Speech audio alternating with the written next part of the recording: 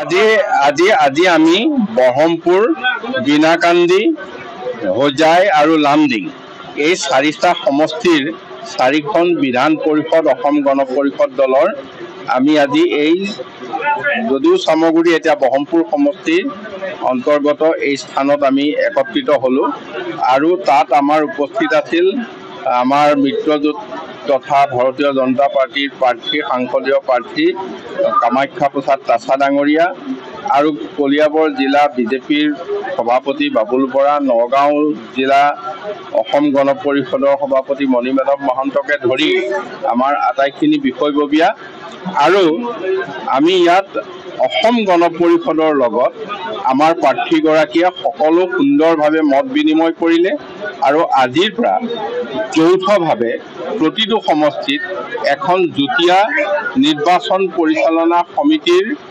তত্ত্বাৱধানত চাৰিটা সমষ্টিত আমাৰ মিত্ৰজোঁটৰ প্ৰাৰ্থীৰ এই নিৰ্বাচনটো একেলগে পৰিচালিত হ'ব আৰু চাৰিওটা সমষ্টিত তিনিটা সমষ্টিতে আমাৰ বিধায়ক আছে, এটা সমষ্টিত খালি আমাৰ বিধায়ক নাই, তথাপিও তাত আমাৰ মিউনিচিপালিটি আছে এজিপিৰ।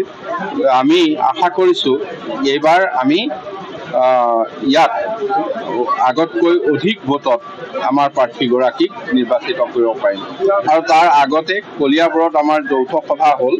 গতিকে আমি এই যিটো সংসদীয় সমষ্টি তাৰ 5টা বিধান সভা য'ত নগাঁও আৰু হোজাই মিলি আছে, নগাঁও হোজাই জিলা মিলি তাত আমি আমাৰ প্ৰাৰ্থীগৰাকীৰ উপস্থিতিত আমি এক নিৰ্বাচনী কুচকাৱাজ প্ৰক্ৰিয়া যিয়ে নকওক আমি আৰম্ভ কৰিলোঁ।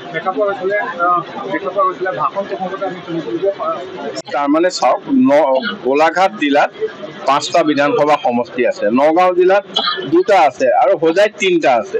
গতিকে মেজৰিটি থকা যিখন জিলা সেইখনতেই আমাৰ ৰিটাৰ্ণিং অফিচাৰ হৈছে।